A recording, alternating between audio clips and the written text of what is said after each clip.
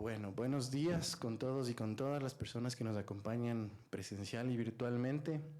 Muchísimas gracias por acompañarnos en este tercer día de eventos que celebran los 50 años de la revista Sarance y también el lanzamiento número 54 de nuestra revista. Muchísimas gracias por estar aquí. El día de mañana recordarles que tendremos nuestro cuarto evento a la misma hora con tres autores también que van a participar en este círculo de conferencias. Queremos agradecer particularmente a todos los autores y las autoras que formaron parte de este dossier y a los autores y autoras que nos acompañan el día de hoy. Muchísimas gracias por acompañarnos, por su tiempo, por sus aportes y nada, abrirles las puertas como siempre del instituto para cualquier actividad que podamos compartir y colaborar conjuntamente. Muchísimas gracias por formar parte de esta celebración de nuestros 50 años como revista y nuestros casi 60 años como Instituto Tabaleño de Antropología. Estamos muy contentos de que el espíritu de este dossier haya dado lugar a propuestas mucho más abiertas que exploran justamente los límites entre el texto poético y el formato académico. Además, creo que ha sido posible en este dossier entablar un diálogo desde diferentes perspectivas y modelos de pensamiento. Creo que en los momentos que atravesamos hacer de nuestro conocimiento algo un poco más amable y más cuidado es absolutamente necesario. El día de hoy este webinar lo dirigirá Juan Suárez, escritor e investigador literario que forma parte del instituto. Al final tendremos una sección de preguntas para las personas que quieran plantearnos preguntas y Juan también nos contará un poco la dinámica de cómo funcionará este webinar. Muchísimas gracias y Juan.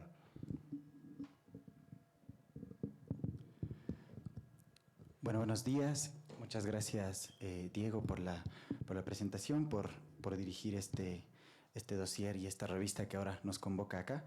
Y por supuesto, buenos días y muchas gracias a Lucila, a Rafael, a Mayra que nos acompañan hoy para esta conversación, para ampliar lo propuesto en el dossier de la revista Sarance.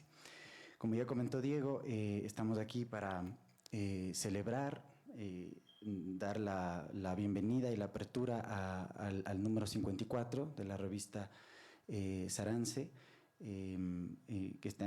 Este número es un dossier cuyo título es Vulnerabilidad, Cuerpos, Violencia y Cuidado desde las Ciencias Sociales y Humanidades, y esos son los temas que pues, nos reúnen aquí esta mañana.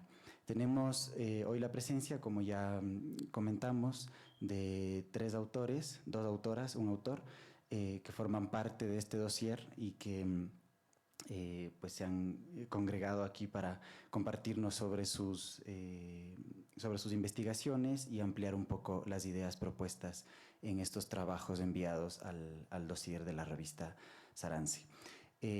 Vamos a manejar, yo voy a presentarlos en primer lugar, voy a leer una reseña biográfica muy breve y luego vamos a dar paso a las intervenciones de cada una. Y para lo cual tenemos 15 minutos de presentación para que nos expongan las ideas recolectadas en sus artículos, las aperturas, las ampliaciones que tenemos. Y luego, pues, como comentó Diego, tenemos un espacio para preguntas y para ampliar las discusiones. Nos gustaría comentarles a ustedes, autoras, que la posibilidad de que pregunten y dialoguen entre ustedes está siempre abierta y es bienvenida, y justamente la idea de reunirnos en este webinar es la posibilidad de intercambiar, ¿no?, puntos en común o intercambiar diferencias también respecto a las investigaciones realizadas. Así que sepan que el espacio es suyo, que son bienvenidas y bienvenido a preguntar y a interpelar. Bueno, en primer lugar, quiero voy a presentar a las tres autoras para así no interrumpir la presentación entre cada una. En primer lugar, quiero dar la bienvenida a Lucila Navarrete Turrent. Ella es periodista cultural, escritora y docente. Es maestra y doctora en estudios latinoamericanos por la Facultad de Filosofía y Letras de la UNAM. Sus líneas de interés de investigación son la crítica y la teoría literaria, especialmente en literatura latinoamericana, el periodismo y su relación con la literatura, y ha trabajado mucho al autor, a Virgilio Piñera. También nos acompaña en Rafael Soto. Él es trabajador social y colaborador de la Asociación de Hombres por la Igualdad de Género. Es magíster en intervención multidisciplinar en violencia de género por la Universidad Internacional de Valencia. Y está con nosotros también Mayra Citali Rojo. Ella es doctora en Historia del Arte Contemporáneo, curadora y artista interdisciplinar en arte, cine y discursos del cuerpo y la imagen, y desarrolló una estancia postdoctoral sobre diseño y estandarización de cultivos de celulosa bacteriana para uso artístico y textil. Personalmente me siento feliz y honrado de poder estar en esta conversación junto a ustedes, autoras cuyos trabajos son realmente admirables en este dossier y nos dan muchísimos puntos de partida para ampliar el pensamiento. Así que, en primer lugar, quisiera invitarle a Lucila Navarrete, por favor, que nos exponga su trabajo. Bienvenida, Lucila. Sí. Bueno, muy buenos días. Pues estoy muy contenta acá con la invitación de la revista Sarance y muy contenta de poder celebrar los 50 años del Instituto Tabaleño de Antropología y muy agradecida también por la invitación a este webinar y a dialogar con las y los demás colegas del dossier. Es un gusto. Yo no preparé una presentación, así que espero no aburrirles. Espero que poder de alguna manera convocar al diálogo y trazar algunas de las líneas principales del artículo que estoy proponiendo en mi participación en el dossier. Y yo espero poder ser breve y más bien como invitar a la lectura del artículo. El texto se llama El duelo es el fin de la soledad, muerte y lengua en los muertos indóciles, de Cristina Rivera Garza, que es un texto pues entre la teoría y la crítica literaria, que se publicó en el 2019 y que de alguna manera culmina como una serie de reflexiones sobre crítica, sobre literatura, sobre filosofía también, en el pensamiento de Cristina Rivera Garza, también un poco encuadrado en la publicación de El Invencible Verano de Liliana, esta multipremiada novela testimonial o crónica, memoria, en fin, es un género como muy poroso lo que ella está proponiendo. Y bueno, un poco entonces mencionar que ya para adentrarnos en el texto, en lo que yo propongo, ese texto forma parte de una investigación más amplia en la que estudio un corpus de obras de no ficción que abordan el tema, la problemática del feminicidio en América Latina. Y en esta investigación he estudiado géneros como la crónica y el testimonio, mismos que han sido de amplia incursión en América Latina. En parte porque esta ingente producción ha respondido a una historicidad completa que tiene que ver con la violencia, con la represión, con la persecución y como consecuencia tiene que ver también con la necesidad de llevar al espacio de la literatura las voces de quienes han sido históricamente silenciados, lo cual, digamos, es problemático. Ahorita no me va a dar tiempo de ahondar en eso, pero bueno, una especie de mediación. Y también responde también a la urgencia de hacer memoria en aras de, pues, desestabilizar las verdades oficiales, ¿no? Y pues, bueno, una de las inquietudes centrales de mi investigación cuando comencé y empecé a elaborar conjeturas. Y con esto quiero dar pie a lo que trato de desarrollar en mi artículo, El duelo es el fin de la soledad, es pensar de qué manera el duelo y la pérdida como consecuencia de los asesinatos impunes de mujeres articulan un tipo específico de escritura. Y si esa escritura, esa suerte como de escritura para las muertas, es una respuesta a la experiencia de indefensión, de vulnerabilidad en el marco de una sociedad y cultura misóginas. Si es también una forma de enfrentar a un Estado que permite o que participa de la violencia y participa también de la cultura de la violación y el feminicidio. En síntesis, pues si estas escrituras ostentan una función social, que pasan por el duelo, por su politización y si tienen también alcances jurídicos. Yo estudio, digamos, haciendo un paréntesis, tengo un corpus de obras en el que está, por supuesto, El invencible verano de Liliana, de la misma Cristina Rivera Garza, está Chicas muertas, de Selva Almada, esta escritora argentina. Tengo unas crónicas periodísticas que han sido compiladas después en formato de libro, como un asesinato en la frontera un femicidio en la frontera entre Costa Rica y Nicaragua, de una periodista costarricense. También el libro de el oscuro amanecer de Roselvira Celi, La vida es rosa, ¿sí? Sobre un feminicidio, pues, que tuvo incluso una repercusión en la elaboración en la tipificación por el delito de feminicidio en Colombia, en particular. Y, en fin, esas son, digamos, por mencionar solo algunas de estas obras que estoy actualmente estudiando. De hecho, me encuentro actualmente realizando una estancia de investigación en San José, Costa Rica, para ampliar el corpus, ¿no? Y también incorporar los aportes del movimiento feminista y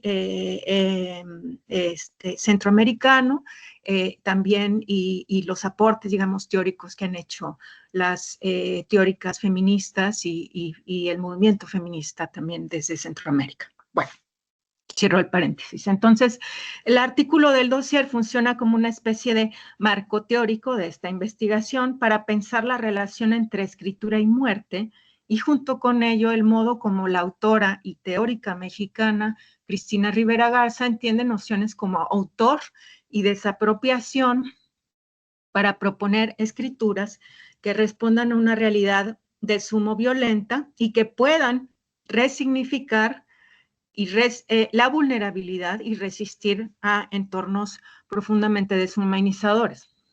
Entonces, como comentaba, Los muertos indóciles es un libro que culmina como con una serie de reflexiones de Cristina Rivera Garza, justo sobre, a propósito de la experiencia de la violencia, y es un libro interesante que se desplaza constantemente entre la crítica y la teoría literaria.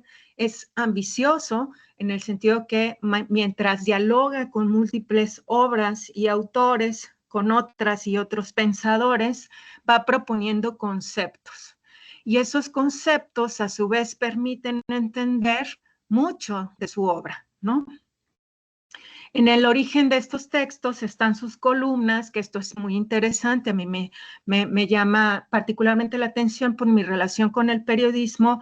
Están sus columnas, La mano oblicua, publicadas en el diario Milenio. Y la prensa constituye aquí un laboratorio de ideas muy interesantes. Y según sus palabras en el prólogo, estas columnas las escribe junto con y a partir del trabajo imaginativo con otros, como un ejercicio de celebración que le otorga la palabra compartida. Entonces, esto también es muy interesante, ¿no? Esa deuda en la escritura, en su escritura, a partir del trabajo con los demás, ¿no? De verle la escritura a los demás. Entonces, ahí hay un aspecto que me gustaría resaltar y que digamos que se va a ir, va a estar presente a lo largo de mi intervención y por supuesto está presente en el trabajo de Cristina Rivera Garza. El segundo aspecto que Rivera Garza quiere dejar claro es que si el Estado se puede convertir en una máquina de guerra en sí mismo, una instancia en la que se cruzan el crimen organizado, los cuerpos policíacos y militares, y que en su conjunto participan de las mutaciones propias del sistema capitalista, la explotación y el ejercicio de poder sobre la vida y la muerte, entonces la respuesta versa en dirección opuesta a la mercantilización de la escritura y a la entronización del individuo creador, ¿no? Este genio creador que viene, pues digamos, del romanticismo. Pero por eso discurre en torno a las experiencias colectivas que puedan poner en crisis el estado actual de los lenguajes. En la era del semiocapitalismo, dice, pueden los escritores imaginar y producir una práctica lingüística capaz de generar un mundo alternativo a la dominación del capital. Entonces hay la apuesta por edificar otro lenguaje, ¿no? Un lenguaje que se abisme justo de esta lógica de la mercantilización, pero esta lógica que también produce muerte. Una forma de responder a esta inquietud central, la del estado actual de los lenguajes, la de la mercantilización de la vida y la de la posibilidad de edificar otros mundos, incluyendo el literario, para resistir al capitalismo, es tratar de comprender la vulnerabilidad en diálogo con Judith Butler, y en particular con su libro Vida Precaria, el poder del duelo y la violencia. En este libro, Butler se preocupa por la experiencia de indefensión como consecuencia de la violencia en un panorama geopolítico que produce terrorismo y guerras, pero también produce irrealidades. Esto es, que significa que ciertas vidas importan por encima de otras. Hay formas de distribución de la vulnerabilidad, dice Butler, formas diferenciales que hacen que ciertas poblaciones estén más expuestas que otras a la violencia, y de hecho esto pasa por racialización también. Y de ahí que se pregunte, ¿quién puede lamentar la desaparición o la muerte de una persona que es nadie, ¿no? ¿Cuál sería esa relación entre violencia y vidas consideradas inexistentes, vidas racializadas y en muchos casos feminizadas, ¿no?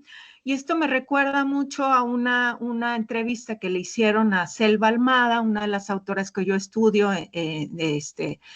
particularmente su obra de Chicas Muertas, que dice que la razón por la cual hizo ese libro en el cual recupera las vidas de 3 mujeres asesinadas en la provincia de Argentina es porque nadie iba a hablar de ellas, ¿no?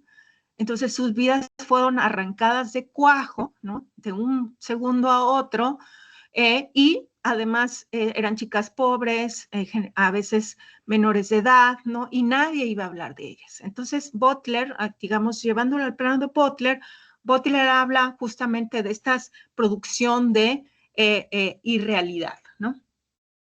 Butler plantea así que la vulnerabilidad humana no puede discutirse en tanto funciona como un límite de lo argumentable. Tan solo resta estirar la reflexión ahí donde el otro, ¿sí? El nadie, es un espectro porque no se le ha concedido su realización, mucho menos el derecho a ser lamentado por quienes les sobreviven. Es el caso, pues, de los feminicidios. Ahorita, como yo explicaba, hay una borradura en lo que les ocurre a estas mujeres, y además la borradura propia de estas mujeres asesinadas afuera de las maquilas, en sus propios hogares, a pie de carretera, en medio de la guerra, en los centros de exterminio, en las casas de los narcos, ¿no? Y bueno, nada más para pensarlo, eso también ahora, cuántas mujeres no aparecieron, o sea, cuántos restos de mujeres no aparecieron en este campo de exterminio en Jalisco, que fue noticia internacional, me refiero a México, y bueno, muchas mujeres y niños que están muriendo actualmente en el conflicto en Gaza, ¿no? En el genocidio propiamente. Entonces, la reflexión de corte ontológico no es porque se es borrado, no se es porque se es borrado, ¿sí? Esta reflexión es resemantizada por Butler de la siguiente manera, ¿no? Si el duelo supone más que la sustitución del objeto perdido, que así lo pensaría Freud, supone la aceptación entonces de que vamos a cambiar a causa de la pérdida sufrida y cobrar conciencia de que soy yo sin ti, ¿no? La experiencia radical de que el yo desaparece y que se fractura, digamos que patentiza esa fractura ante la ausencia del otro. Y Rivera Garza hace suyo esa reflexión de Butler, lo lleva al plano de la escritura para cuestionar primero la noción de autor y de literatura ante el hecho de que pensar la muerte y procesar el duelo implica necesariamente remitirse a un nosotros, despojarse de la idea del dominio propio, de la propiedad autoral y su correlato en la mercantilización de los discursos. Si no hay un yo sin un tú, entonces el lenguaje tendría que tener la capacidad de expresarlo, ¿no? Esa es la apuesta de Cristina Rivera Garza. Tendría que ponerse en crisis la autonomía del sujeto hablante, del individuo, más específicamente del individuo creador, ¿no? Que esa es una herencia que viene del romanticismo. Lo siguiente que se pregunta Rivera Garza es ¿cómo podemos pensar la literatura y más concretamente la escritura lejos de esa clave culta, ¿no? Del halo del genio creador, ¿no? Porque está completamente atravesada por esa concepción, ¿no? De la genialidad, del individuo, de quien firma, ¿no? Si desde el romanticismo la profesión literaria se ha sujetado a la lógica del valor de cambio, ¿cómo podemos concebirla hoy si además la escritura se pone al servicio del libre flujo de información, del Big Data, ¿no? De la monetización de la palabra, que deja su huella en la virtualidad y bueno, y participa de esta lógica perversa de la minería de datos, ¿no? ¿Cómo pensar en sus usos en el seno de una sociedad fracturada? Los muertos indóciles sostiene una postura programática, propone una poética que en su seno sea dialógica, una concepción procesual que desplace la autoría, autorreferida individual, por la función del lector, ¿sí? Esta relación autor-lector en la que se acercan, en lugar de apropiarse del material del mundo que es el otro, se desapropia, ¿no?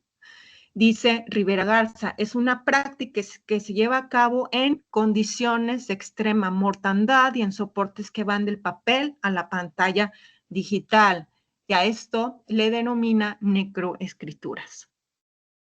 Para Rivera Garza, estas necroescrituras son por definición desapropiacionistas porque reconoce que escribir es producto de un trabajo artesanal primero y colectivo también, ¿no?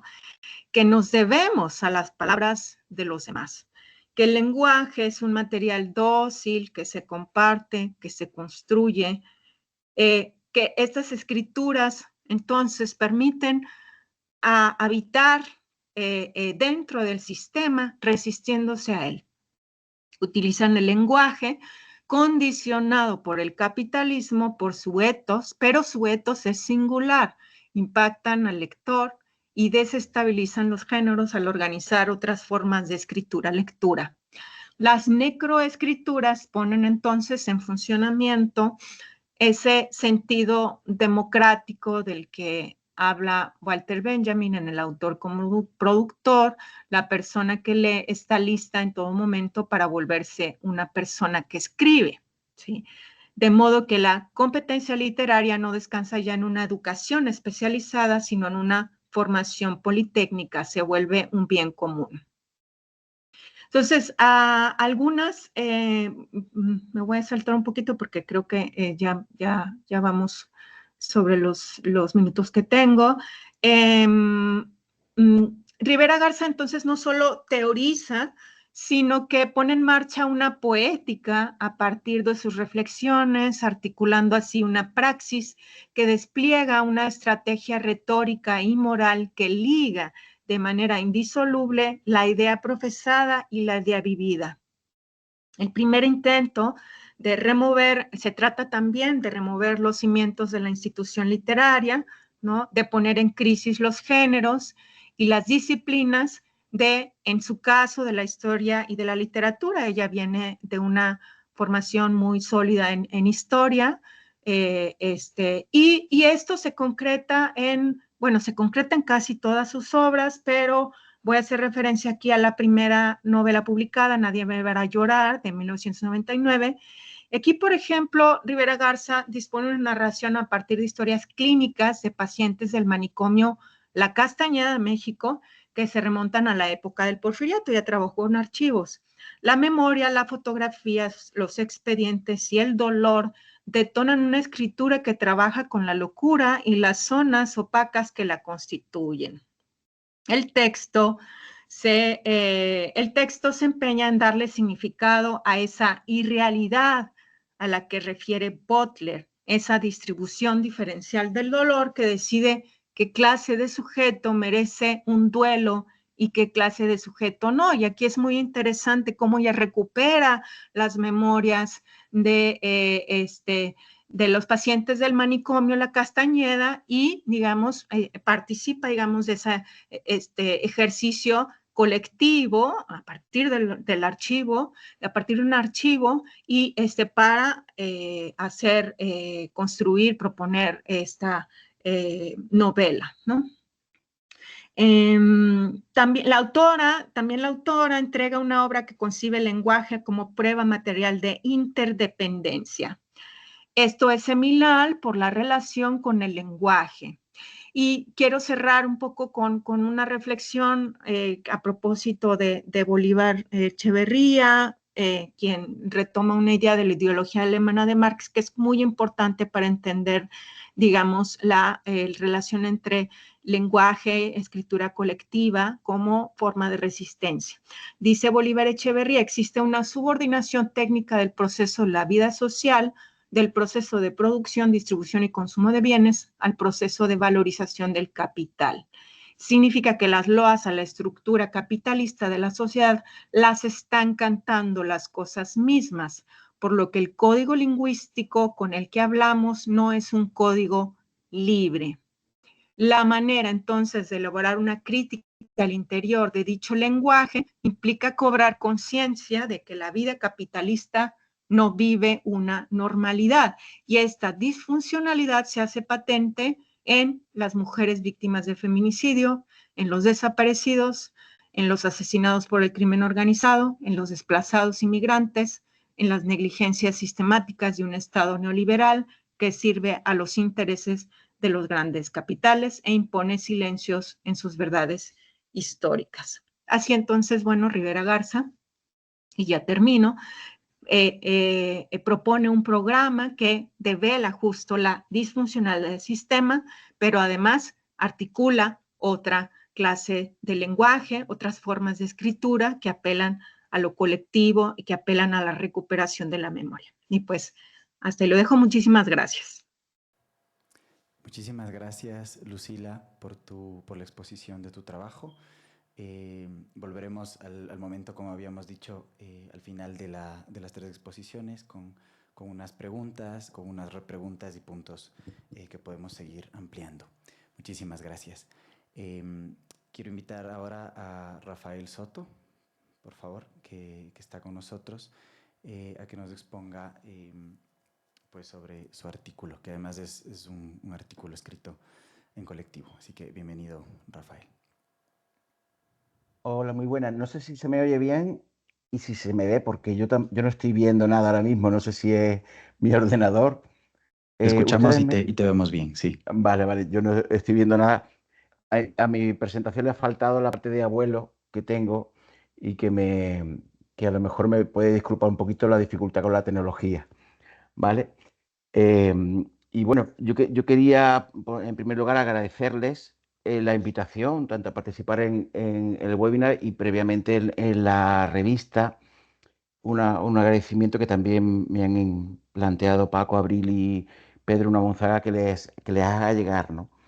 Eh, y bueno, en principio nos parece que es un honor el poder estar compartiendo esto, además con los artículos tan interesantes que ya hemos empezado a leer en estos días.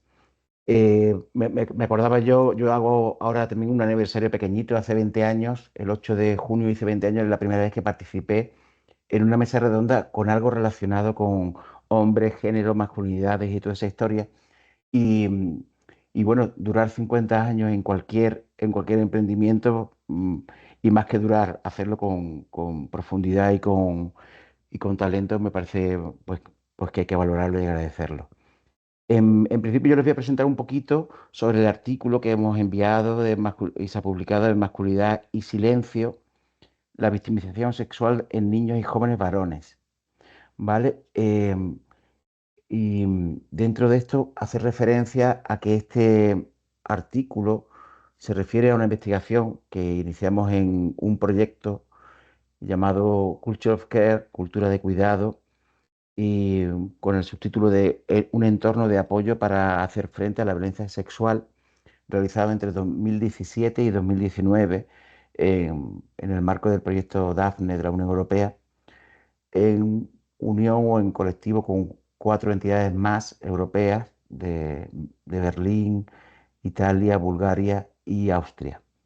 ¿Vale? El planteamiento del que parte esta investigación tiene que ver con la realidad que supone la violencia sexualizada contra los menores en general, los chicos y las chicas, que es una realidad que en muchos casos está chocando con el ideal de infancia feliz o de familia feliz, que en muchos casos está instalado, formando parte de ese código de normalidad que acaba de citar Lucila, que me pareció muy interesante traerlo desde ahí.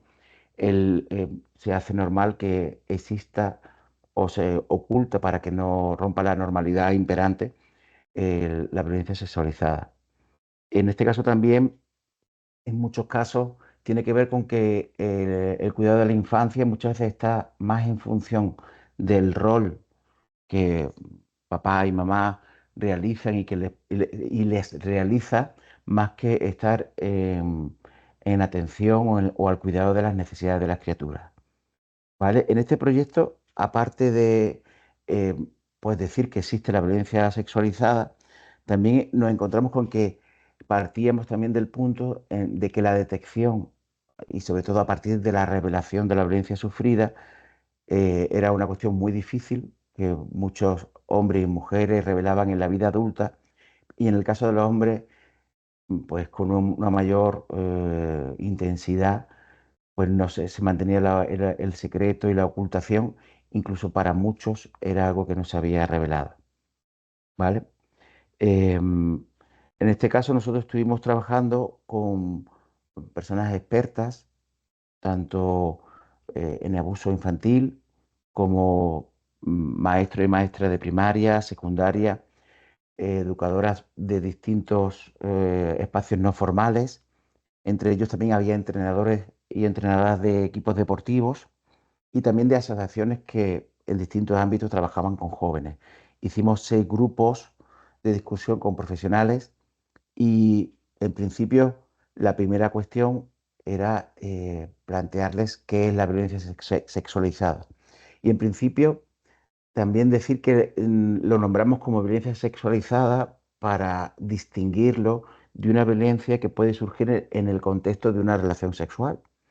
Y más bien es una forma, una forma de establecer el poder bajo la apariencia de la sexualidad.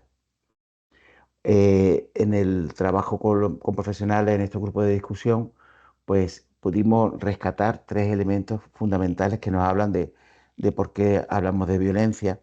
Uno es evidentemente el daño, que aunque en muchos casos en el espacio infantil y debido a la manipulación no aparece como tal, en algunos casos y en a corto plazo, pero es un daño que a posteriori pues aparece. La intención que hay detrás de perpetrar ese tipo de violencia y sobre todo la diferencia de poder, ¿vale? Es una violencia que tiene que ver con el abuso de la autoridad, también tiene que ver mucho con la manipulación de la confianza y con, como hemos dicho, un desequilibrio en el poder, ¿vale? Partimos también de una sociedad que va a consentir esto desde el planteamiento de el beso forzado, que en muchos casos se ha planteado, al menos en mi generación y en muchos, y compartido por muchos profesionales, de que desde muy pequeñitos se plantea que debemos responder desde el afecto a cualquier invitación de una persona mayor.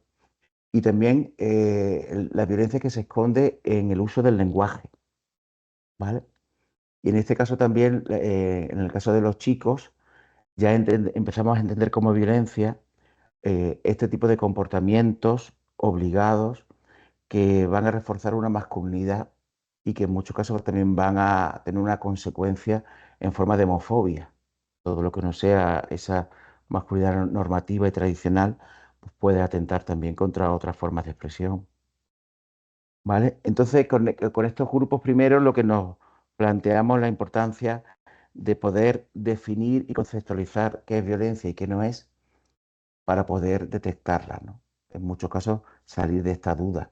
Hay que decir también que dentro de este proyecto, junto con la investigación, hubo trabajos de formación a profesionales y una parte muy importante era el salvar esta confusión y analizar muchos supuestos y muchos casos que nos hicieran ver qué hay detrás, pues, cuánto de daño, cuánto de intención y cuánto de desequilibrio de poder hay en muchos de los comportamientos que a veces están normalizados. Otro planteamiento que fue importante dentro de esta investigación era el hablar en estos grupos de discusión sobre la consideración como víctimas de los chicos eh, varones, menores y adolescentes y la dificultad de entender lo que les sucede como una victimización sexual. En principio también porque los chicos no son vistos en muchos casos como posibles víctimas, ¿vale? La primera imagen que tenemos, debido también a que hay mucha más incidencia en mujeres, pues es la de una niña que puede recibir el abuso y mucho menos los chicos, ¿vale? Em, Incluso Noemi Pereda, una de las investigadoras que entrevistamos, nos planteaba que muchos de los estudios no recogen experiencias y acciones concretas que sufren los chicos, ¿vale? Se describen qué conductas pueden ser violencia y las que pueden recibir los chicos no se describen como tales, ¿vale? Por otra parte, también encontramos como para la situación de confusión y de culpa que está inducida hacia los chicos, ¿no? Y hay un elemento muy evidente que es, por ejemplo, cómo los chicos experimentan placer sexual durante una situación de abuso, ¿vale? Y cómo, por ejemplo, tener una erección se convierte es una respuesta placentera, una respuesta al placer que sientes y por lo tanto tú eres parte de lo que está ocurriendo y tú tienes también la culpa. Junto a eso hay otros elementos de culpa que hablan de la amenaza de la ruptura de la familia o de quedarse en soledad, dependiendo del contexto en que se realice la victimización sexual, como una amenaza que se convierte en confusión y en culpa. Otro elemento también muy importante tiene que ver con el estigma de la homosexualidad. Si has sufrido un abuso o una violencia a partir de un hombre, realizada por un hombre, y has tenido una erección, pues posiblemente es que tú seas homosexual. Y en muchos contextos, definirse como homosexualidad es un estigma muy complicado y que muchos chicos no quieren estar, con lo cual es una barrera más a la revelación, ¿vale? También cuando el abuso también es perpetrado por una mujer, hay dos cuestiones importantes. Una es cómo a veces se envuelve en las actividades de cuidado, con lo cual queda como escondido esa situación de abuso o de sobrepasar los límites porque está en un contexto de realizar alguna actividad de cuidado, desde el baño o cualquier otro, y en otros casos porque también ya en menores más adolescentes quizás se habla de que se entiende como una posible iniciación, ¿vale? Tenemos incluso ejemplos cinematográficos de mi generación como El Graduado o más posteriores como American Pie, donde ya se empieza a hablar ahí de la figura de la MILF como esa madre con la que yo me acostaría y que plantea pues que el hecho de que una mujer mayor te invite a tener una relación es casi que te ha tocado la lotería y es casi un elemento de aprendizaje más que una situación de abuso, ¿no? ¿Vale? Después encontramos con otras dificultades para entender la victimización de los chicos. Está en que los chicos entienden que tienen que ver más con nociones como de la fuerza o la autosuficiencia. Y nos vamos a encontrar con que no existe el cuento de Caperucito Rojo, aunque es verdad que existe como un rompecuentos, pero no existe el cuento de Caperucito Rojo como con la misma función que existe el de Caperucita Roja como una forma, aunque haya muchas más interpretaciones y formas de entenderlo, como una forma de advertir que la vida está llena de riesgos, ¿vale? Y en este caso, pues nos encontramos con que la misma idea de que se presupone que un chico es más fuerte, pues va a dificultar.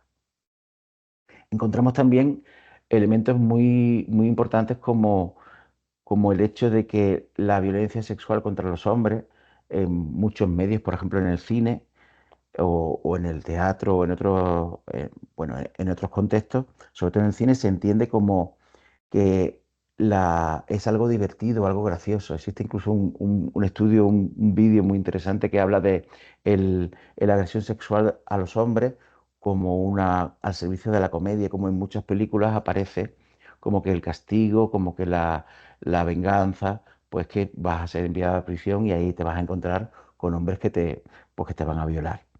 Entonces, en ese sentido, pues se plantea que es algo divertido o algo cómico en la posibilidad de que un hombre sea abusado, ¿vale? Y no solamente lo encontramos en películas de adultos, incluso en El gato con botas o en digamos, series como Los Simpsons, también aparecen escenas concretas donde a los hombres se les amenaza de una forma cómica con la posibilidad de violación en la cárcel, ¿vale? En cuanto al trabajo a la indagación con profesionales sobre la capacidad de detectar la violencia sexualizada, pues muchos decían o planteaban que en general las personas adultas dudan de la veracidad de los testimonios de los chicos, bien porque mienten o bien porque ellos mismos, como hemos planteado antes, no entienden bien qué puede ser considerado como violencia, como abuso. Hay una suerte que podemos decir, entre comillas, como de corporativismo también entre la gente adulta. Porque es verdad que con quien está en mi nivel, quien temo a nivel de poder, puede ser un compañero.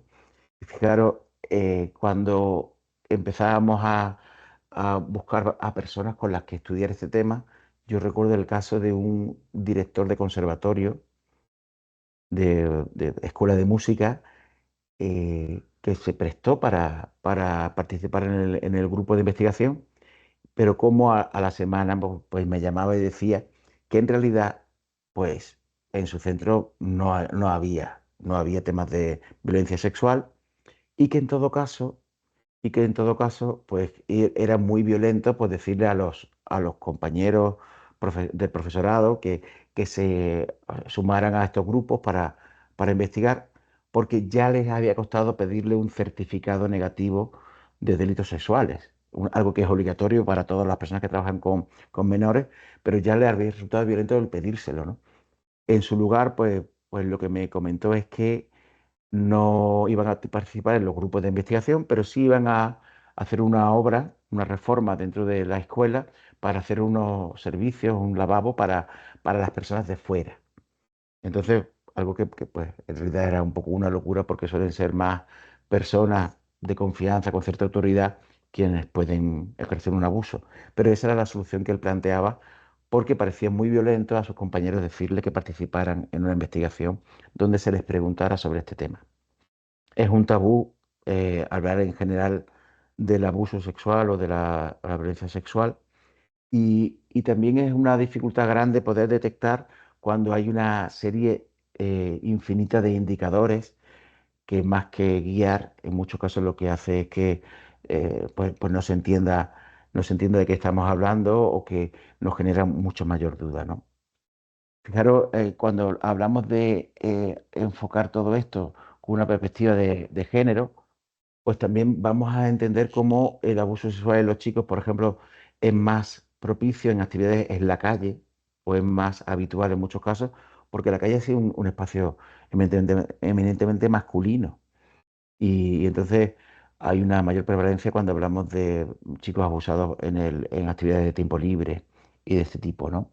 También encontramos con que no ensayan el cuidado y el autocuidado, ¿no? El cuidado de otras personas y el autocuidado, porque muchas de las actividades, muchos de los juegos en que los chicos aprenden a manejarse en la vida, durante mucho tiempo han estado ligados no a actividades de cuidado.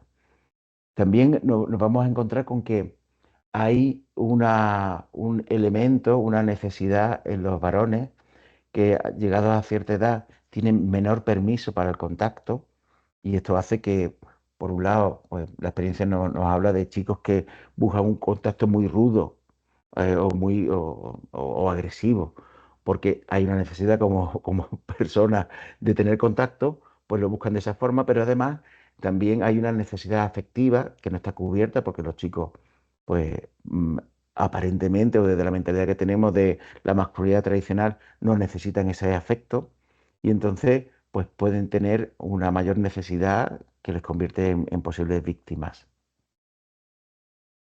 ¿Vale? También en la dificultad de revelación está el que su hombría puede estar en juego, el no haber sido capaces de defenderse y en el proceso de grooming o de seducción a los chicos, pues en muchos casos está también todas aquellas cosas que les harían convertirse en hombres. Por ejemplo, fumar, jugar a juegos prohibidos, consumir mujeres en la pornografía o en otros aspectos. Y entonces muchas de las formas de captar a una posible víctima tienen que ver con ofrecerles aquello que es esta es la masculinidad tradicional, ¿no? De lo que pueden hacer los chicos. También hay una dificultad en la revelación en cuanto a que si un chico ha sido víctima a través de esos estímulos, pues ha cometido una transgresión que le convierte en culpable y que le dificulta más el poder hablar de lo sucedido. ¿Vale? Em, Por último, también hay otro elemento importante en este proceso de seducción de los chicos que tiene que ver con ofrecerle elementos que le sitúen en el poder, ¿no? Y un ejemplo que ponía uno de los entrenadores es que los chicos están ansiosos de ser el capitán del equipo o de tener algún tipo de beneficio, bien de dinero, bien de resaltar su éxito, y eso también lo convierte en más vulnerable en ese tema. En cuanto a las estrategias que nombramos en el artículo como de prevención y las necesidades, una cuestión fundamental es entender que toda la educación afectivo-sexual, bueno, cuando digo afectivo-sexual siempre me acuerdo de Juan Blanco, que siempre dice que en España hablamos de afectivo-sexual por haber pasado por la dictadura franquista, donde hablar del sexo directamente era muy difícil y la forma de hablar de la educación sexual siempre se unía a la palabra afectivo para que resultara menos censurable, ¿no? En cuanto a la necesidad de educación sexual, están todas. Todo el profesorado, todas las personas con las que hemos investigado nos planteaban que no tienen en cuenta el aspecto de la educación sexual más allá de un breve seminario que bueno, que introducía algunas cuestiones biológicas o de protección de enfermedades, pero no había un elemento de profundización, de aprender nuevos escenarios, con lo cual, pues, ya como define Pamela Paul, con la pornificación de la sexualidad, esto de hablar en términos de la sexualidad, en términos de pornografía solamente, pues nos encontramos con que los chicos son educados en una sexualidad que repite lo que ven en la pornografía. Entonces la educación sexual tiene que ser una parte de la educación y todas las personas que participaron de la investigación lo veían con claridad. Y también en la promoción de otros modelos alternativos a la masculinidad tradicional que tengan que ver con un cultivo de la emocionalidad diferente, la empatía, la consideración de la vulnerabilidad también como una parte de la vida importante y, y- y que hay que encajar como algo también que nos define. Y, y por otra parte también la creación de espacios seguros en las mismas entidades o en los mismos espacios de escuela o de tiempo libre o de música o de otro tipo deportivo, espacios seguros donde poder generar vínculos de mayor confianza. En Graz, en Austria, siguieron trabajando en este proyecto creando lo que ellos llamaban los espacios valientes, porque también fueran espacios donde pues, los que se salían de la norma pues, pudieran encontrarse y pudieran fortalecer y ser más valientes en el contexto violento donde estaban, ¿no? Y también una de las cosas que hablábamos en la investigación tenía que ver con la importancia de los espacios informales como lugares donde se puede dar una revelación de la situación de violencia sufrida. De los últimos puntos de conclusiones que también veíamos ahora cuando estábamos en esta investigación tenía que ver con la ciberviolencia, porque ya no podemos hablar de casi nada sin entender que el espacio online es un espacio pues, de los jóvenes.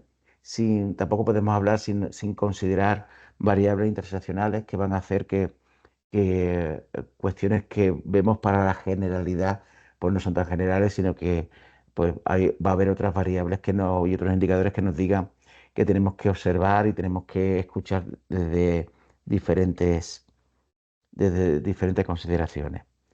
Una de las cuestiones casi fundamentales va a ser que también que se entienda que la detección de la violencia nos va a hablar de un caso menos y no de un caso más, ¿no? Porque una de las cuestiones que resaltaban era pues la mancha que suponía para una entidad el detectar un caso de violencia, cuando en realidad es lo contrario, una entidad que nunca haya detectado pues nos va a hacer sospechar que no tiene protocolos o no tiene un sistema o una formación suficiente para que se conozca la violencia que hay dentro, ¿no?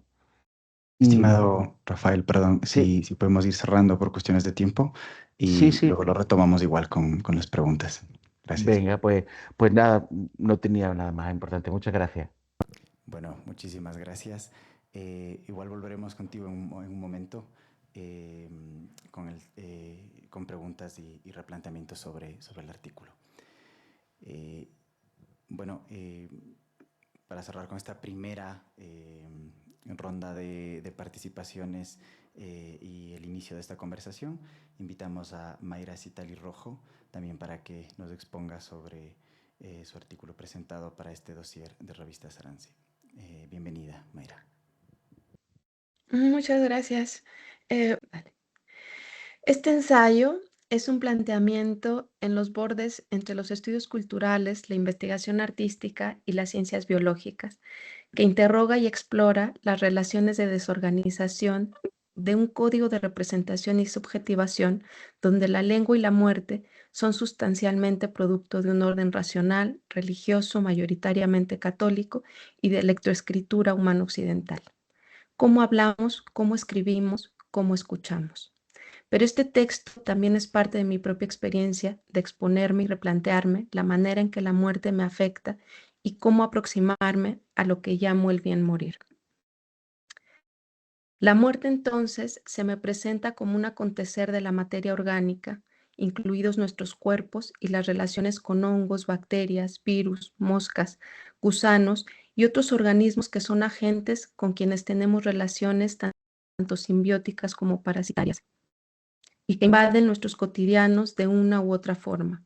Este proceso de la muerte, entre la metáfora y la biología, es un sistema de desorganización, descompone nuestra forma de pensar y representar.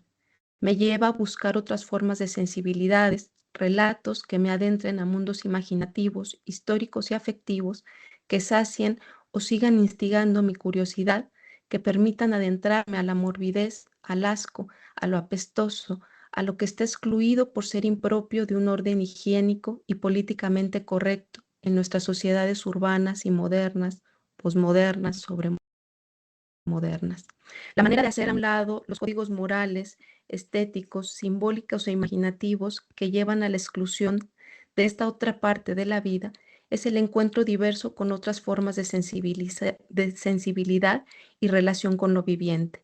Es ahí que encontré la palabra soho, palabra en ñañú o tomí, lengua de comunidades originarias que actualmente habitan en los estados de Guanajuato, Hidalgo, Michoacán, Puebla, Querétaro, Tlaxcala, Veracruz y por migración de periferia hacia el centro, Ciudad de México, cuya traducción puede ser lo delicado, vinculante tanto a humores y secreciones corporales como a la acotación sagrada de la transformación y del tiempo cósmico, natural y humano.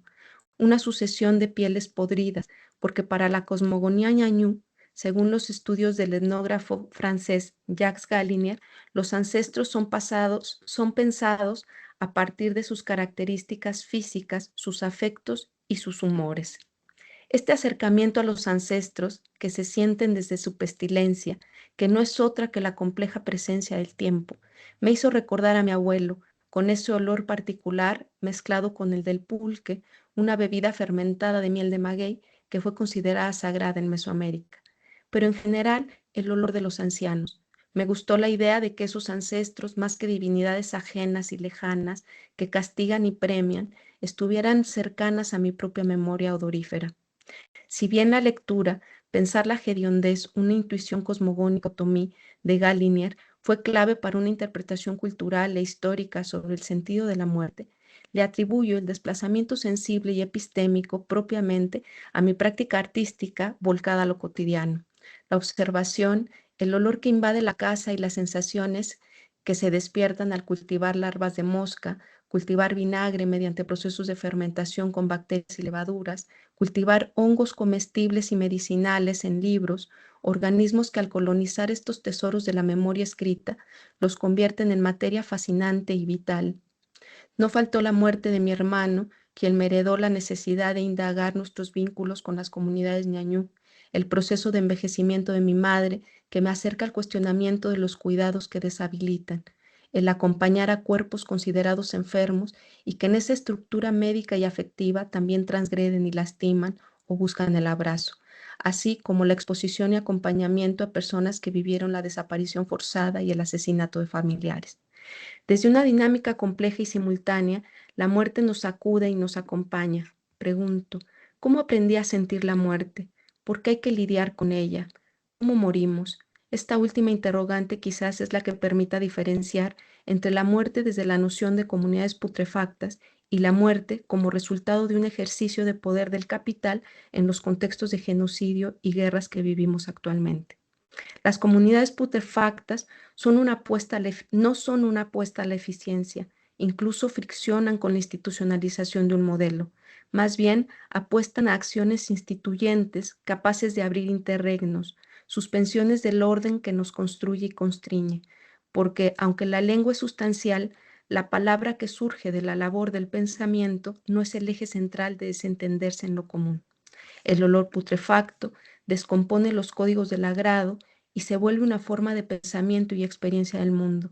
Ese estado cambiante, donde la muerte es parte de la vida, ofrece una perturbación, por tanto, el quiebre de un orden epistémico, ontológico y sensible. De frente a la muerte que nos invade por el crimen organizado, por el genocidio de Gaza, por ejemplo, por las declaratorias y ejercicios bélicos producto de un sistema capitalista, urge hacer preguntas colectivizadas en voz alta.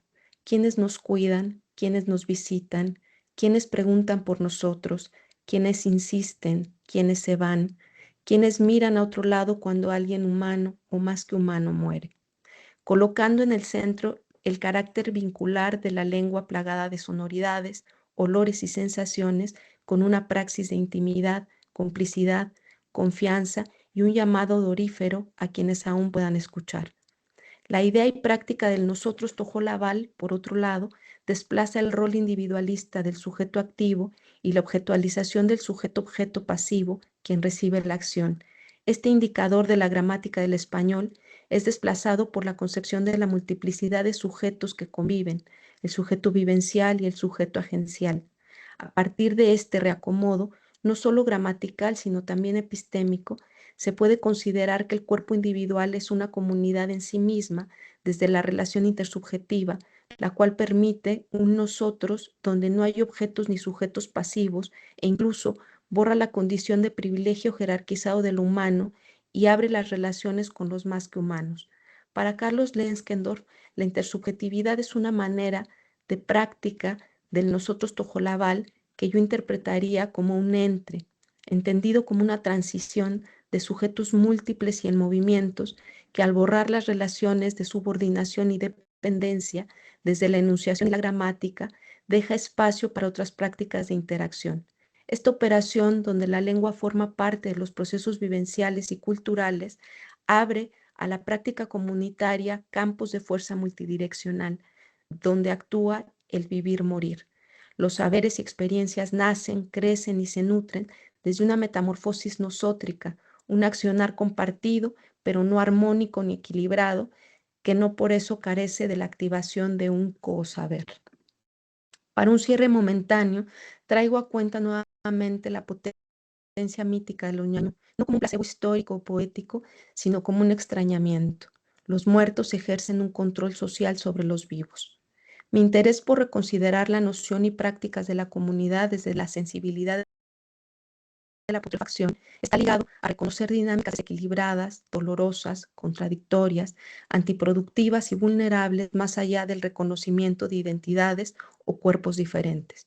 Identificar que quizás en los límites propios de este texto y de las prácticas generalizadas de colectividades digitales y ausentes, su aplicación momentáneamente no tenga un dónde, porque tan higiénicos y solitarios que somos, la putrefacción y la muerte todavía no puede revelarse desde su potencia vital que crea otras relaciones, otras imaginaciones, otras formas de estar y dejar afectarse.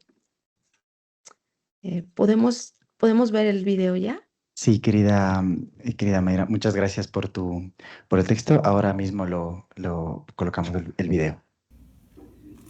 Vinangara Shifrimawa.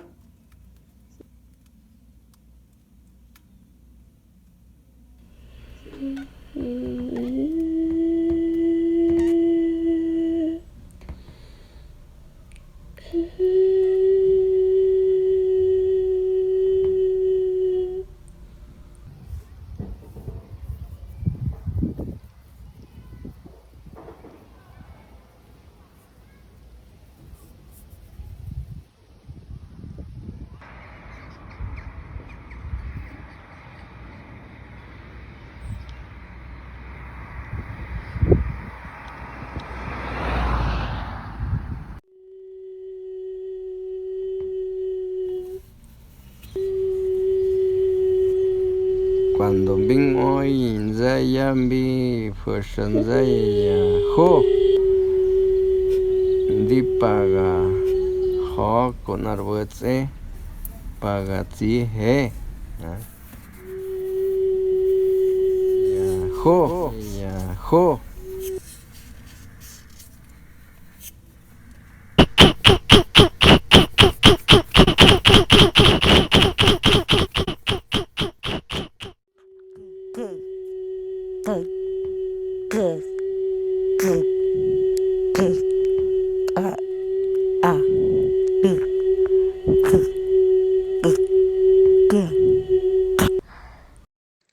Okay. Un poco esta fue un ejercicio para diagramar el texto escrito, y justamente como en el centro, quizá no muy centro, ¿no? Está el fenómeno del olor como otras posibilidades de vinculación, ¿no? Que sin duda nos acerca a otra forma de representar, pero y por tanto de sensibilidad del cuerpo, de cómo nos estamos relacionando. Yo le preguntaba al leerle el artículo a mi madre que qué estaba entendiendo por por vulnerabilidad, por ejemplo, ¿no? Y ella me dijo, mi cuerpo porque es apestoso, ¿no? Porque solo esa propia condición hace generar la intimidad. Entonces, bueno, me pareció que aunque es un texto que tiene partes muy literarias, eh, también es un texto cargado de lenguaje especializado, pero me pareció un espacio interesante leérselo a ella y con estas otras formas de cuando se presenta el olvido, ¿no? Cómo ella había entendido o había apropiadose de alguna manera de algunas de las palabras que se le quedaron en la memoria en torno a la vulnerabilidad y en torno a esa posibilidad de exponerse permanente, ¿no? Em, entonces, me parecía como estarla escuchando a ella y al mismo tiempo entender de manera muy sensorial, muy inmediata, esta cita de Judith Butler sobre la vulnerabilidad, sobre la interdependencia también, que voy a leer y con ello termino. Parte de lo que es un cuerpo, parte de lo que un cuerpo hace es abrirse a otro cuerpo, a un conjunto de otros cuerpos, y por esta razón los cuerpos no son unidades cerradas, están siempre, en cierto sentido, fuera de sí mismos, explorando o navegando su ambiente, extendidos y a veces hasta desposeídos por los sentidos. Si somos capaces de perdernos en otro cuerpo, o si nuestras capacidades táctiles, móviles, ápticas, visuales, olfatorias o auditivas nos llevan a actuar por fuera de nosotros mismos, es porque el cuerpo no se queda en su sitio y porque este tipo de desposesión es generalmente característica de los sentidos del cuerpo. Este cuerpo, en su acción sensorial por fuera de sí mismo, no permanecerá encerrado, indivisible e individual. Bueno, yo con eso cierro em, y más bien ojalá que en la dinámica en el intercambio de diálogo podamos quizá ampliar o abordar esta idea de la interdependencia funcional en los contextos en los que vivimos. Muchísimas gracias. Muchísimas gracias, querida Mayra. Gracias a las autoras y al autor por pues, aproximarnos a sus trabajos presentados en este dossier 54 de Revista Sarance.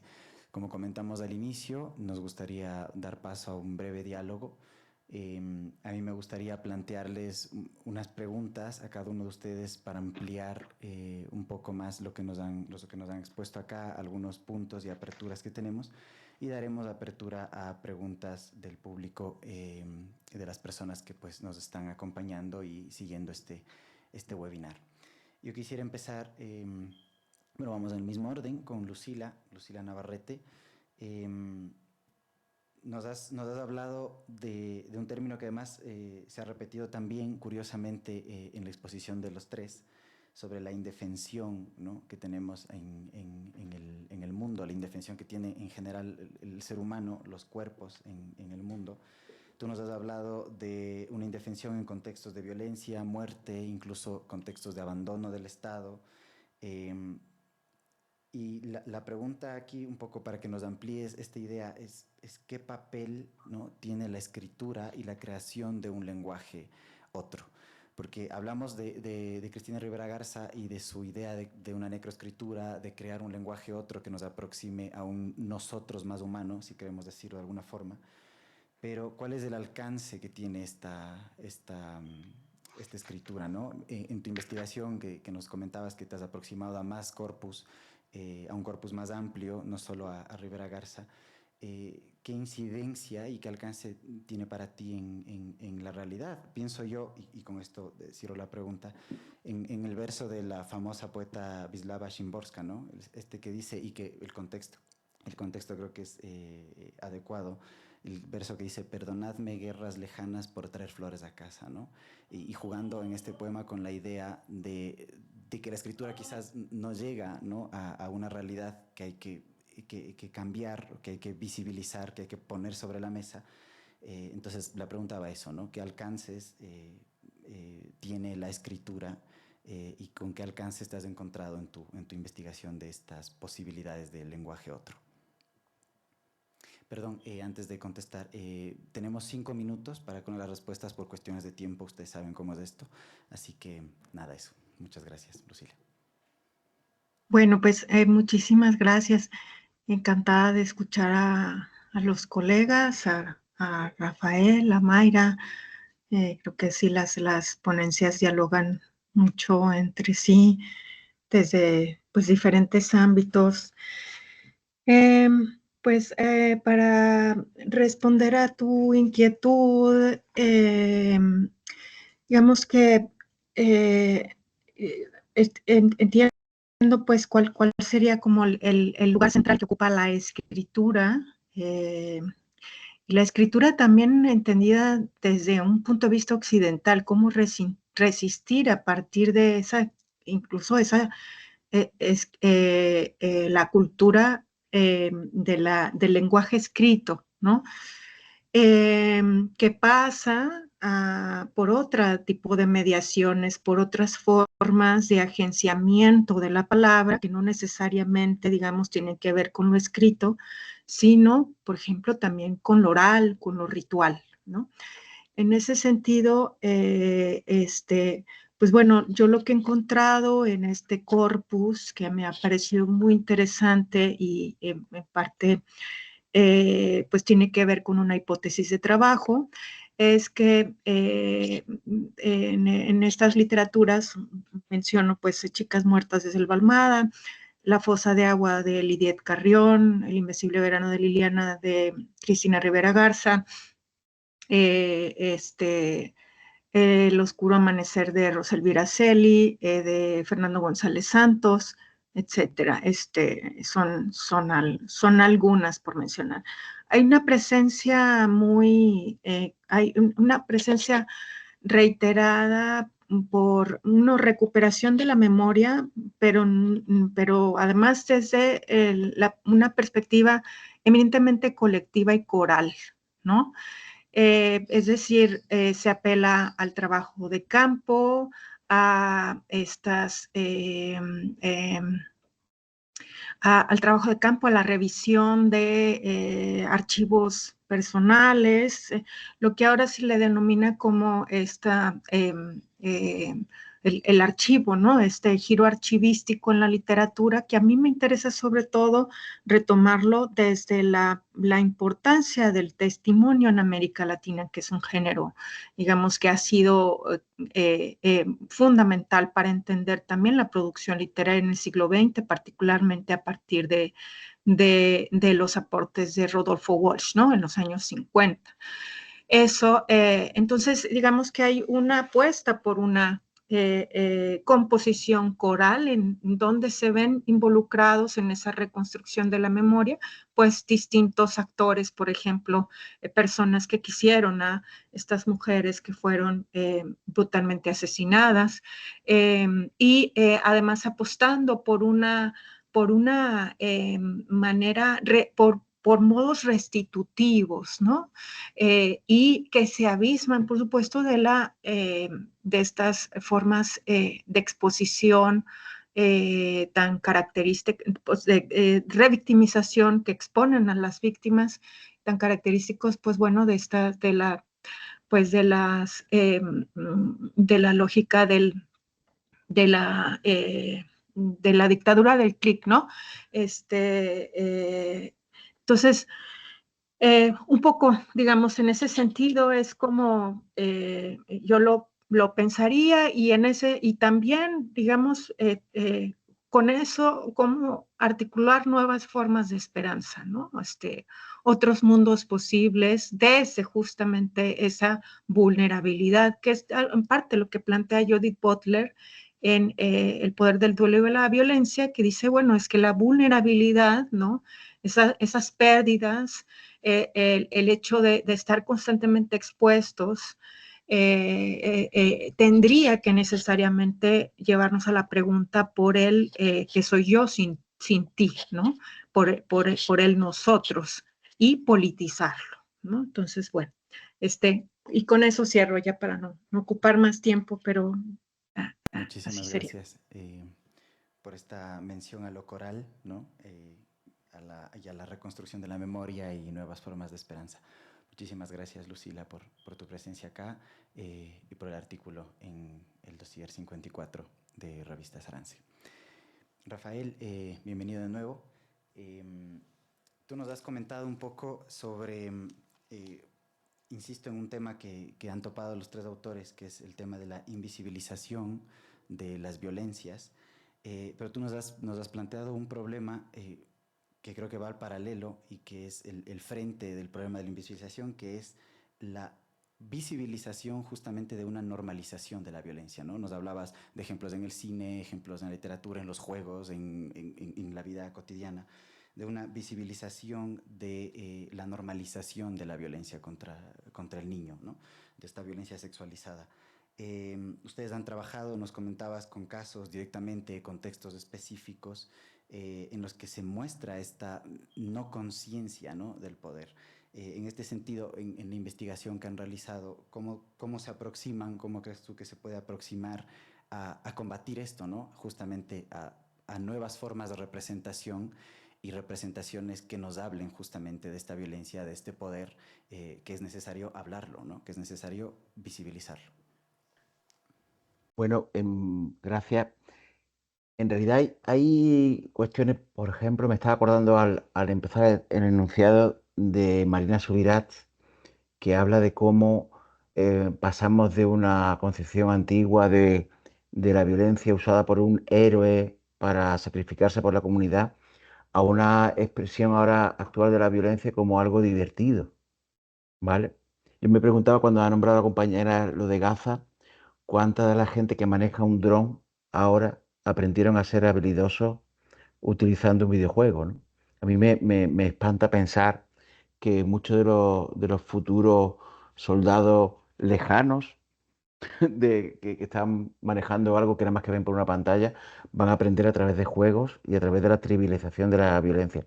Y es una cuestión que es muy importante porque la violencia no, yo no sé si Einstein nos dejaría usar que aquello de que ni siquiera ni se destruye, ¿no?, sino que se transforma, ¿no? En el primer encuentro que tuvimos en el proyecto, en Berlín, hubo una entidad que se llama Tabater, que nos explicaba, eran chicos que habían sufrido violencia y nos explicaban cómo ellos no querían salirse de la dicotomía entre ser o abusadores o abusados, ¿no? Y es una pregunta que hemos retomado y que en muchos de los espacios donde intervenimos se lo decimos a los chicos y también a las chicas. ¿Qué prefiere ser, abusador o abusado? El que perpetra o el que sufre la violencia, ¿no? Y es una pregunta muy, muy complicada en que mucha gente, según su educación o su socialización, se expresa de una forma o de otra. Pero nos da pie para plantear algo que nos dijo este chico en Berlín, que era que hay una tercera vía, que es ser agente de cambio. ¿Vale? Cuando plantea Lucila que nos dice lo de escribir para transformar, pues también todo este tipo de preguntas que hacemos y todas las reflexiones que hacemos son para transformar y para generar espacios seguros. Entonces, desvelar cómo se normaliza esa violencia, plantear que se nos queda dentro y cómo yo trabajé durante 4 años con hombres que ejercían violencia y una de las cuestiones era ver cuántos de ellos habían sido víctimas antes que victimarios y cómo no tuvieron una atención como víctimas, muchos de ellos abusados sexualmente y de otras muchas formas, pero no tenían, con lo cual también nos ayudó a la hora de trabajar con hombres a entender que muchas veces hay que trabajar la violencia recibida antes de la ejercida, como un tema fundamental para que sean escuchados como víctimas, no tanto como víctimas por lo que les sucede ahora, ¿no? El victimismo es un mecanismo de defensa para no afrontar la responsabilidad, sino como víctimas en aquellos tiempos donde eran el vulnerable y el pequeño, ¿no? Una experiencia que, entre otras cosas, hemos pasado todo el mundo. Hemos sido el pequeño y el vulnerable en algún momento de nuestra vida y que creo que sería una de las asignaturas a tener en el ámbito académico, ¿no? El estudio de la propia vulnerabilidad. Muchísimas gracias, querido Rafael, sobre todo por esta posibilidad de pensar, ¿no?, de trabajar la violencia recibida y no solamente la violencia ejercida. Bueno, para cerrar con mis preguntas, tendremos preguntas del público. Mayra, cuando leíamos tu artículo, cuando tú nos comentabas, nos explicabas ahora, yo he pensado en una frase que dijo una vez el poeta Juan Gelman, cuestionando a Paul Celan, otro de los poetas, en que decía: no fueron tumbas en el aire, sino tumbas en el agua, ¿no? Donde el cuerpo se pudre y se hace sucia espuma, decía Juan Gelman. Y pensar en la posibilidad de una escritura que incomoda, del hablar sobre la putrefacción, hablar sobre el cuerpo en términos de incomodidad, de lo que normalmente ha sido rechazado, pensando también en Sontag, por ejemplo, y las metáforas de la enfermedad, ¿no? Que hablan ya de la putrefacción del cuerpo aún en vida, ¿no? La enfermedad vista como lo que hay que combatir, lo enemigo.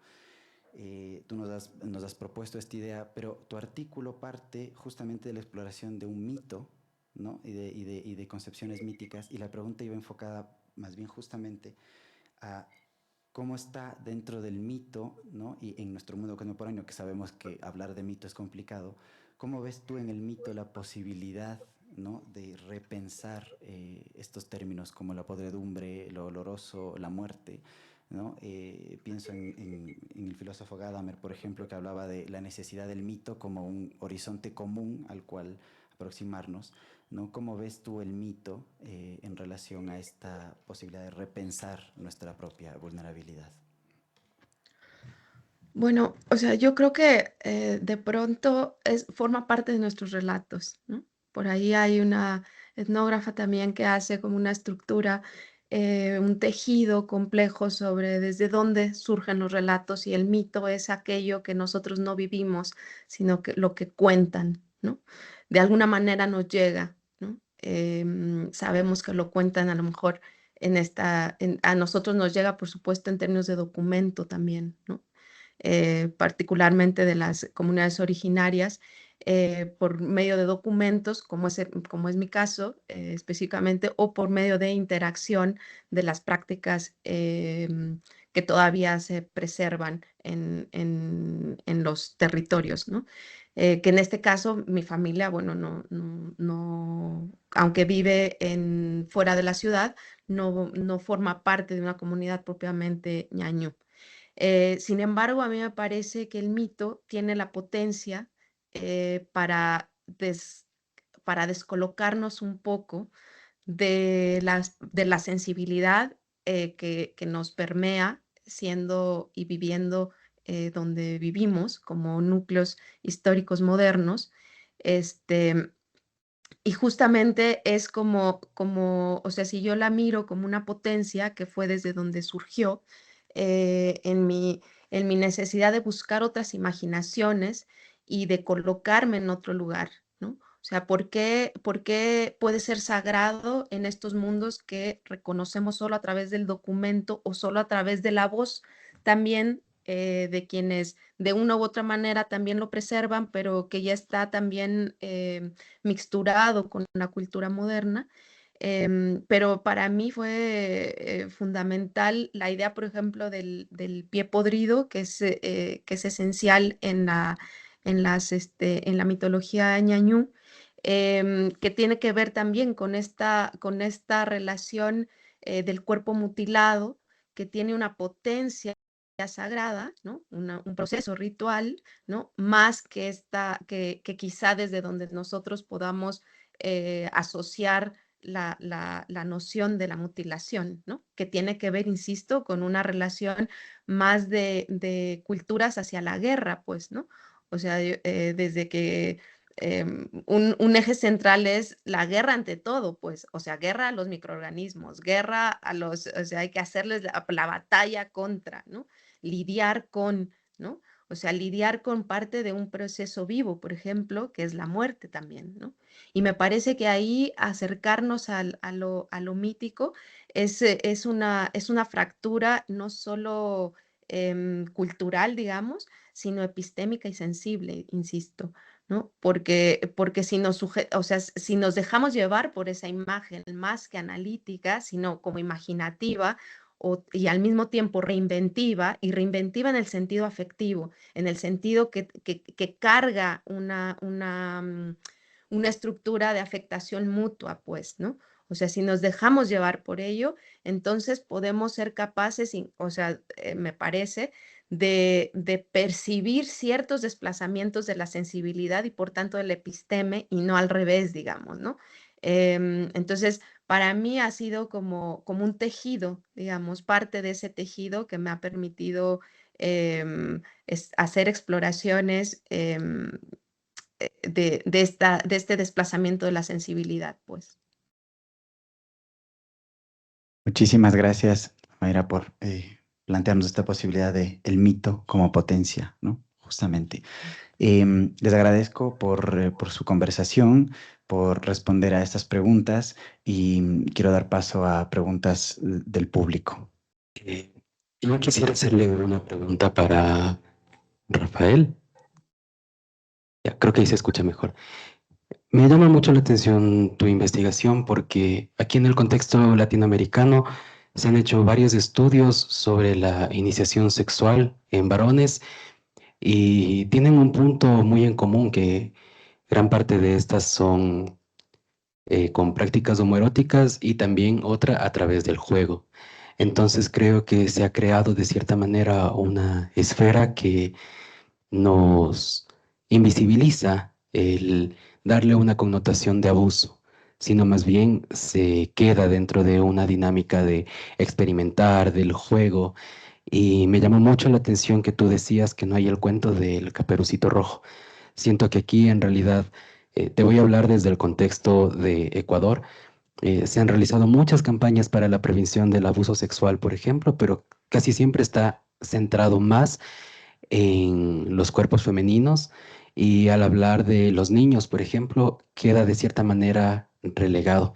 Entonces, mi pregunta es, ¿cómo crees que podríamos construir estos espacios seguros, sobre todo dentro de un contexto educativo, para que también se pueda reconocer que estas experiencias no necesariamente son un juego o una forma de iniciación, sino que también tienen enmarcadas ciertas estructuras de violencia, de dominación, del dominado y lo que nos acabas de explicar? Gracias por la pregunta. No conozco bien, no conozco nada del contexto que tú planteas, con lo cual, bueno, te digo algo a ciegas un poco, ¿no? Cuando hemos definido lo de la violencia y cuando las personas con las que hablábamos nos planteaban, sí tiene que ver, claro, que no hubiera una diferencia de poder. Porque en muchos casos lo que estamos es no ofreciendo un montón de alternativas en las que las personas experimentan, conocen y ven que surge desde dentro, sino que desde fuera estamos inoculando una forma de entender. Hay una palabra que a mí no me gusta mucho, que se habla de los fetiches, y tiene que ver con que a la gente nos ponen cosas, nos estimulan, nos excitan cosas, y que muchas de ellas están ya muy mediatizadas porque nos las enseñó, nos las contó. Y en ese sentido no tenemos como muchas posibilidades de conocer desde diferentes intensidades y un panorama de cómo entender la vida y cómo entender la sexualidad en concreto. Eso para mí es la dificultad de la iniciación, porque aquí, por ejemplo, en mi contexto, la iniciación se ha hecho y en sitios rurales se sigue haciendo, llevando al chico a un prostíbulo. Con lo cual lo que estás enseñando es que las mujeres se compran, por decir uno de los planteamientos. En otro contexto de juego, yo no sé hasta qué punto pues, se sostiene que la persona quede abierta a experimentar cosas distintas. Para mí, el hecho, por ejemplo, de que se niegue una educación sexual con una profundidad, con una abierta desde la curiosidad genuina, desde una apertura, hace que el camino, como en el circo iban los leones por una jaula con un camino enrejado, pues también se nos eduque en entender la sexualidad de una forma muy determinada y muy limitada, ¿no? Y que todo lo demás, lo que pueden ser otras búsquedas, otras historias, queden como fetiches, que parece algo anormal, ¿no? Entonces, creo que lo suyo es que se pierda el miedo a educar sexualmente y a plantear, experimentar, y no me refiero genitalmente, sino a experimentar la cercanía, el contacto, el apoyo, el abrazo y muchos aspectos que nos hagan que disfrutemos con muchas cuestiones que no tengan que ser necesariamente genitales y nos lleven hacia la pornografía, que está muy centrado en los genitales, ¿no? Entonces creo que una cosa fundamental es que la educación sexual sea algo muy amplio y que llame a la curiosidad de los chicos y de las chicas más que algo que inocula una forma de pensar. Gracias, Rafael. Tenemos otra pregunta también del público, sí. Buenos días. Bueno, mi pregunta es para Mayra. Es la siguiente. Desde tu experiencia, ¿qué sentidos locales o EMIC encontraste sobre lo que la academia llama vulnerabilidad? ¿Se nombraba de otro modo? ¿Qué implicancias tiene traducir estas experiencias o categorías académicas? Además, ¿qué papel juega lo putrefacto en el contexto actual, especialmente donde la basura, la contaminación y el deterioro ecológico son parte del paisaje cotidiano? Gracias. Bueno, yo creo que uno de los elementos centrales en los que procuro tener cuidado es en estos desplazamientos, ¿no? De un contexto cultural e histórico hacia el contexto académico, ¿no? Hay planteamientos que, como lo dice Carlos Lenskendorf, que es un em, em, antropólogo y filósofo alemán que estuvo con los tojolabales, sobre la importancia de que la lengua forma parte y estructura la cultura, ¿no? Entonces, él hace un planteamiento sobre qué sería tojolabalizarse. Cuando yo lo leí, a mí me pareció que era un espacio crítico desde la experiencia del investigador, ¿no? Porque si bien puedes tener las posibilidades de desplazarte y vivir con la comunidad para poder entender o para poder saber cuál es ese proceso de significación y afección de las palabras, de la lengua, como una práctica y una práctica cultural, ¿no? Cotidiana. También él cuando habla de qué es tojolabalizarse o qué es destojolabalizarse, él dice que no es que se nazca, no es que se nazca tojolabal, se hace tojolabal. Y él plantea que se hace en tanto el sujeto es responsable y cobra un compromiso con quienes convive. Que en este caso, por supuesto, él de quienes habla son de los tojolabales, que él hace este cambio, esta experiencia de vida con ellos para poder entender la lengua y para poder traducir la lengua tojolabal, y en este caso cómo él trabaja la idea del nosotros, ¿no? Por ejemplo, que él dice, bueno, pues en estas experiencias, y él dice, por ejemplo, en uno de los diccionarios del español al tojolabal, él dice que ese diccionario no está hecho para nosotros, los que hablamos castellano, están hechos para los tojolabales porque además se hicieron con ellos, ¿no? Entonces son una serie de acotaciones, por ejemplo, que es importante o que han sido importantes para mí en el proceso de la academia, ¿no? Y que también lo que me han permitido es ubicar desde dónde estoy hablando yo, ¿no? Que sí, en efecto, es desde una etnografía familiar, pero eso no es como parte de una identidad, o sea, que yo me quiera llamar indígena y por tanto tenga la legitimidad o esté legitimada para hablar de palabras o de nociones que a mí me hacen resonancia como una persona que nació y vive en la ciudad, ¿no? Y que no obstante, justamente ha encontrado un abrevadero o encontrado un abrevadero desde estas relaciones familiares, pero también mucho en la afectividad de la lectura, en la afectividad de esa cultura en la que crecí, que es la lectoescritura, ¿no? Entonces, bueno, hay una serie de contradicciones, sin lugar a duda, que es lo que me permite entonces escribir desde esta posición de contradicción, desde esta posición no tanto de reivindicación cultural, digo, de reivindicación identitaria, sino de exploración epistemológica y sensible, ¿no? ¿Qué es lo que me atraviesa como investigadora, como artista, para poder escribir desde donde escribo, ¿no? Esa es una. Y la otra pregunta, ¿Cuál fue? Perdóname. Ya, en el contexto actual donde estamos atravesados por una crisis ambiental, ¿cómo juega la categoría de lo putrefacto en este contexto? Lo de la basura, es cierto. Bueno, sí me parece justamente en estas marcas de contradicción, o sea, la basura, hay una parte que tiene que ver con la interacción con los objetos y eso como que lo he aprendido en, en este seguimiento de otras palabras, tanto en el ñañú como en el tojolabal, y que tiene que ver como nuestra relación directa con sujetos, al no tener objetos, tienes una relación de sujetos, incluidos los objetos. Ahí hay una parte central que nos diferencia en el sentido quizá de la vinculación con la tierra. Si bien en estas comunidades y a nivel documental hay una relación con los objetos, tiene que ver tanto a nivel mítico, ¿no? Tiene que ver porque eran objetos creados desde la tierra, es decir, su materia prima es el barro, ¿no? Nosotros como sociedades modernas, nuestra materia prima cambió radicalmente por el plástico, ¿no? Y entonces todo el proceso de desecho de esto que llamamos basura, ¿no? Entra en procesos de no poder descomponerse, ¿no? Como es el plástico y que no tiene manera de regresar y que por eso genera tanta acumulación, ¿no? Entonces ahí hay una detención de la putrefacción. ¿Por qué? Porque nuestra perspectiva, que ahí es lo que me parece sumamente fascinante y que a veces con lo que uno choca, ¿no?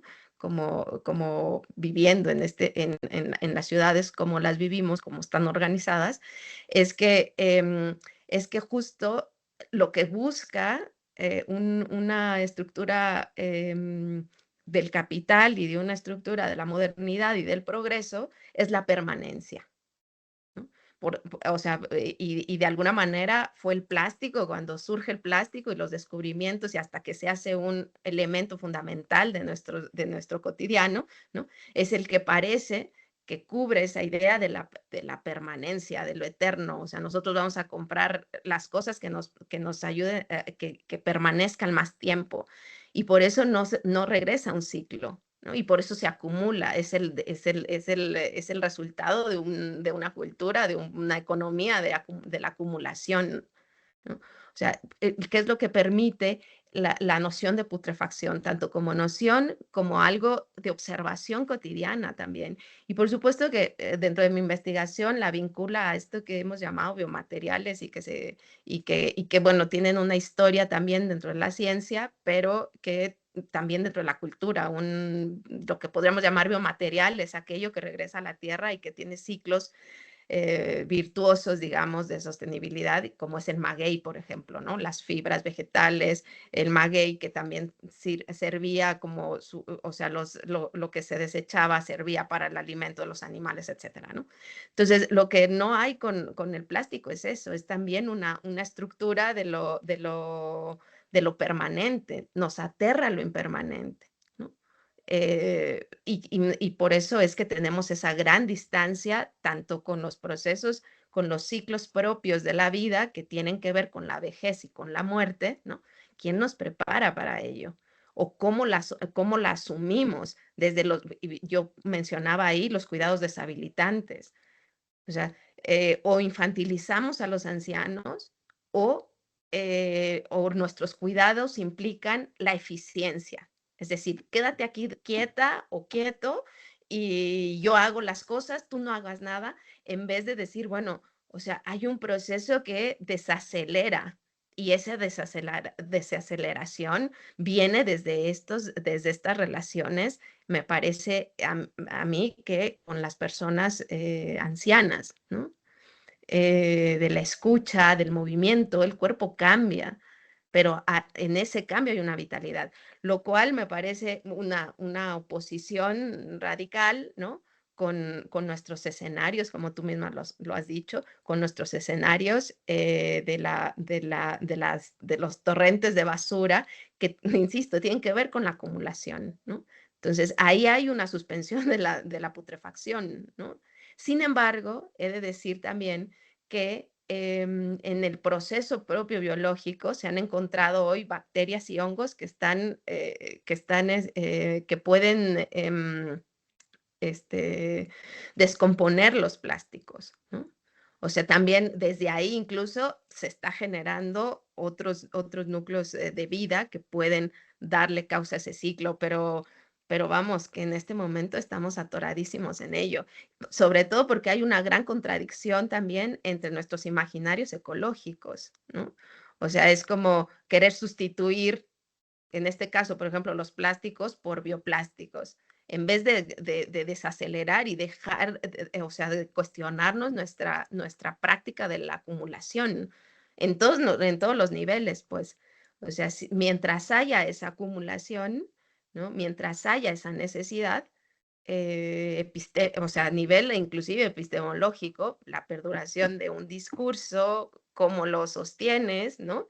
Es muy complicado la operación de la putrefacción. Por eso yo decía al terminar el texto, quizá no hay una operación, quizá no hay un dónde ejercer eso más que en lo micro, más que en esas posibilidades, en esos instantes en que uno se permite mover, ¿no? De ese acelere cotidiano. No sé si respondí, pero bueno. Muchísimas gracias, querida Mayra. Gracias también a quienes nos han hecho preguntas, nos han acompañado esta mañana. Nuevamente, gracias reiterado, infinito a Lucila, a Rafael, a Mayra por su conversación el día de hoy y por los artículos presentados a este dossier de Revista Sarance. Qué bonito poder hacerlo en conjunto y en este diálogo.